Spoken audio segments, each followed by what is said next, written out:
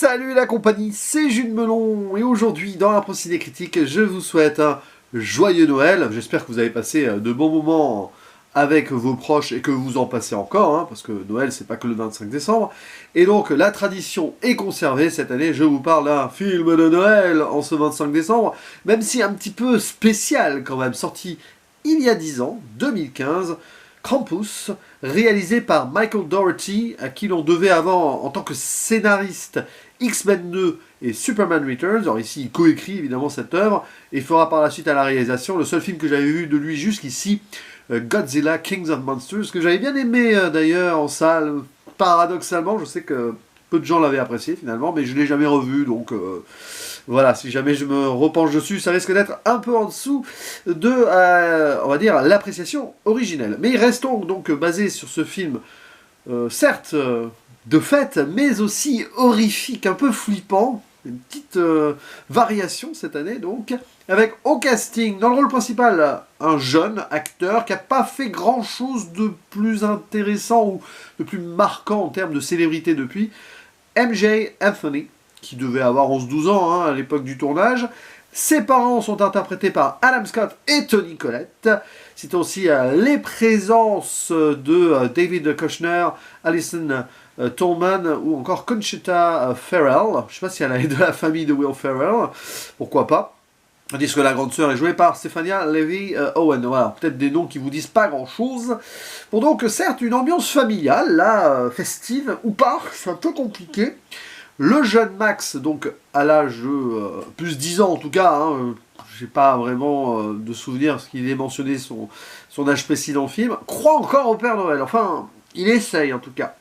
Grâce à sa grand-mère, peut-être, qui est là, fidèle aux traditions, qui est jouée par une actrice autrichienne, Christa Stadler, qui parle allemand à la maison.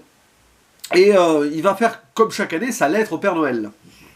Sauf que cette année, la réunion familiale se passe dans des conditions un peu particulières, puisque sa mère invite sa famille, et en mode un peu redneck. Il y a une confrontation très américaine ici entre donc, nos personnages principaux dans la maison, qui sont plus peut-être centrés démocrates, peut-être, et eux en mode très républicain, pré-trumpiste 2015, voilà. Bon, il y a un petit jeu là-dessus satirique, qui est intéressant évidemment dans la division qui va régner.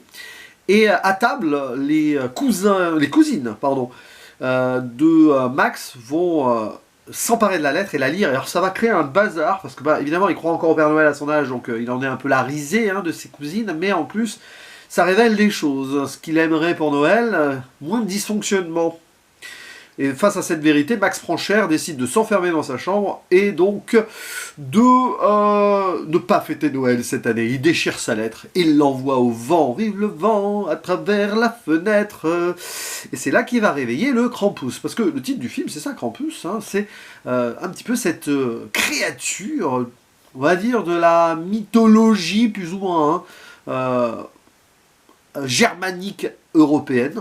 Plus vers l'Autriche, du coup. Je pense que la famille, du coup, de Max est d'origine autrichienne, enfin, de langue allemande en tout cas.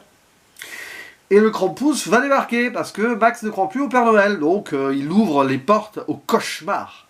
Le Père Fouettard, si vous voulez, à la française, mais un peu plus de vénère quand même, je pense.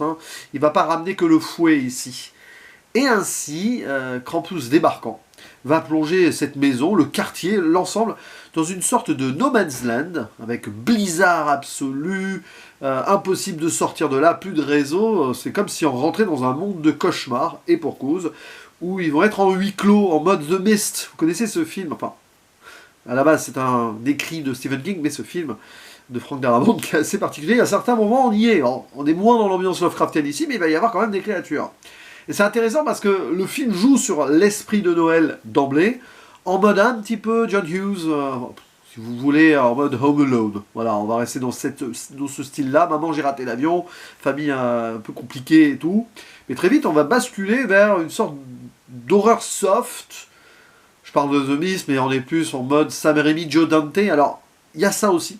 Il y a même une référence à Gremlins. Je dirais même qu'il y a une référence indirecte à Small Soldiers, au moment quand les millions du Krampus vont attaquer, là, ils sont un peu plus gros que juste des jouets. Revoyez-le, Small Soldiers, c'est un film de Joe Dante un peu oublié, qui est fort sympathique et qui peut être vu en cette période de fin d'année.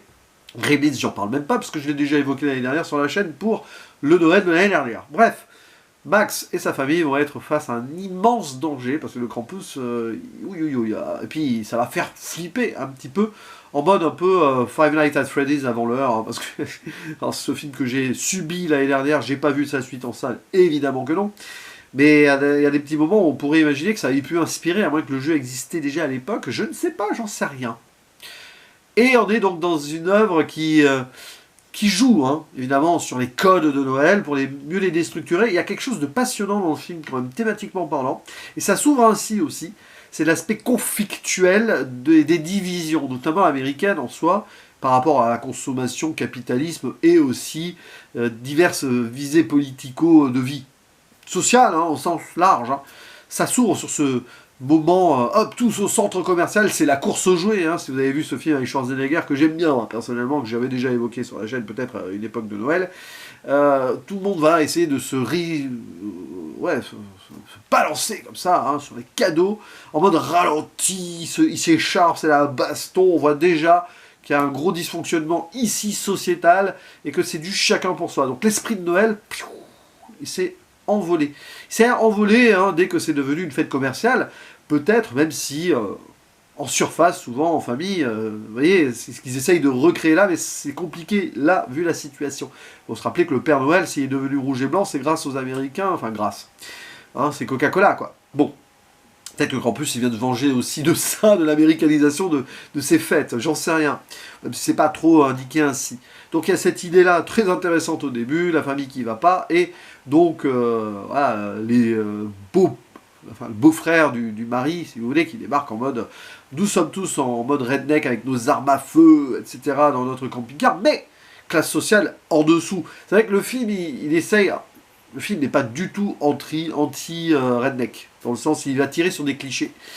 Parce qu'il y a le discours que c'est des gens qui se sont un petit peu fait abandonner socialement et qui disent qu'en gros que les riches et les démocrates, il y a tout un délire là-dessus. Ça peut être maladroit, ça peut être mal interprété, ça peut voilà. Bon, ils sont quand même vus comme une classe en dessous. Enfin, il y a quand même la tante là qui se ramène avec eux, qui est très très caricaturée, avec son alcool, tout ça, et son franc-parler. Alors elle a les répliques comic relief absolues. Mais du coup, justement, on sent déjà qu'à la base, les familles, ces deux familles-là, ça va pas. Il y a les deux sœurs, évidemment, la mère et donc la tante, qui sont là, hein, c'est le lien, quoi. Mais autour, c'est compliqué. Alors c'est très amusant de voir les deux pères de famille à un moment devoir faire équipe, démocrates et républicains, l'un jugeant l'autre trop violent, l'autre trop frileux, pour rester poli, face donc à la menace, et ils vont apprendre à cohabiter. Et c'est un film qui peut-être nous dit cela. Face au danger, il n'y a plus de différence. Et que toutes ces divisions, quelles qu'elles soient, peuvent créer le mal, le chaos. Alors ici, c'est une forme d'allégorie par rapport au cauchemar de l'arrivée du Krampus. Et j'utilise pas le mot cauchemar par hasard, hein, je vous laisse là-dessus. Vous verrez le film, vous comprendrez. Mais dans cette idée, oui. Et puis ça revient aussi à cette idée de transmission préalable avec la grand-mère qui a fait ce que Max a fait avant. Donc elle a aussi appelé le Krampus malgré elle, ou le Krampus, vous connaissez comme vous voulez, à une époque où déjà il y avait des gens, parce qu'elle avait été... voilà, c'est la conséquence des causes, c'est-à-dire que Max et elle n'ont plus cru à Noël parce qu'autour, ça commençait à partir à volo, et à l'époque, pour la grand-mère, c'était la guerre.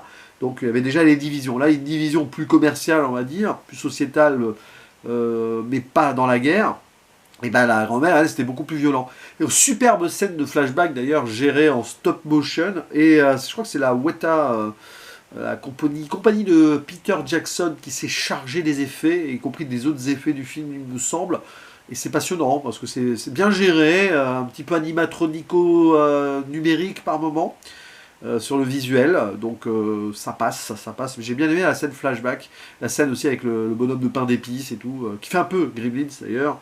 Et ce qui va arriver derrière avec le démon de la boîte qui est un peu plus grand et tout, ça, c'est pour ça que là, j'ai pensé à Small Soldiers quand ils doivent se battre contre presque des poupées et tout, hein, mais à échelle plus élevée quand même que dans Small Soldiers. Donc, il y a cette idée-là, et le design, en fait, fonctionne bien, même si, allez, je vais quand même le dire, c'est un peu trop numérique à mes yeux, quand même. Ça aurait pu être beaucoup plus pratique dans les effets, quand même. Mais il y a une ambiance, par exemple l'ambiance nocturne un peu blizzard, sombre et enneigée. C'est là où on peut penser à The Mist. C'est pas autant poussé, mais quand même, hein, cette idée de tenter de trouver une issue, mais il n'y en a pas. il y a le danger dans cette tentative-là.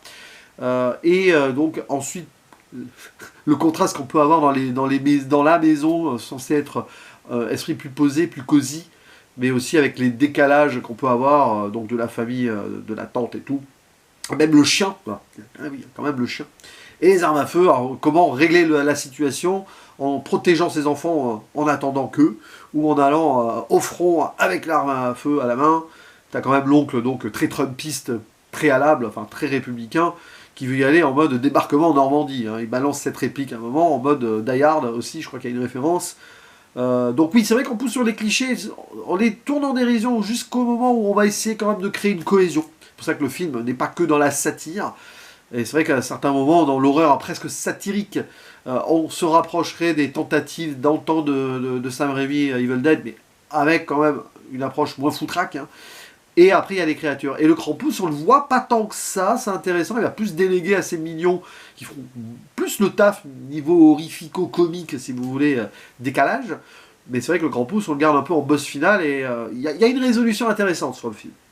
Ils font pas mal de choses, on pourrait reprocher qu'eux, mais en fait, c'est très intéressant.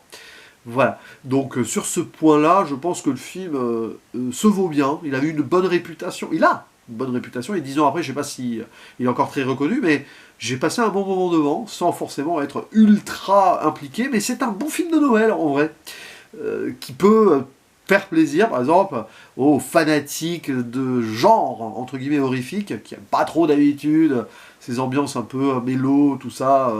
Ben là, oui, chacun peut y trouver son compte, quoi. Voilà, si vous êtes en famille ou entre potes, des gens qui n'aiment pas trop les films de Noël, mais qui aiment bien les films d'horreur, et vous aimez les films de Noël, vous pouvez retrouver une cohésion ainsi cinématographique. Peut-être que c'est ce qu'il voulait faire Michael Dougherty et ses potes avec cette production à l'époque. Bon, je ne vais pas faire de zone spoiler, tout ça, il y a une résolution qui va donc être discutable, ou discutée potentiellement, mais pourquoi pas. Après, on est bien voilà, devant ce genre de film. C'est très américain quand même. C'est très américain, mais ça commente un peu aussi les situations sur son pays, sans forcément aller trop loin. À un moment, on sort un peu de ça. L'idée, avant tout, c'est de réunir tous ces gens-là familialement, dirais-je plutôt, même si c'est complexe et compliqué. C'est pareil. N'hésitez pas à dire en commentaire ce que vous pensez de ce film, et donc je vous souhaite à nouveau de joyeuses fêtes, et prolongez-les tant que vous le pouvez, jusqu'au 1er janvier, et plus si affinité. L'important c'est que tout le monde aille bien, et même si vous êtes seul, j'espère que vous passez quand même des moments corrects. Voilà, c'est pas forcément facile pour tout le monde, hein, ces périodes-là. Et je vous dis donc à la prochaine. Ciao.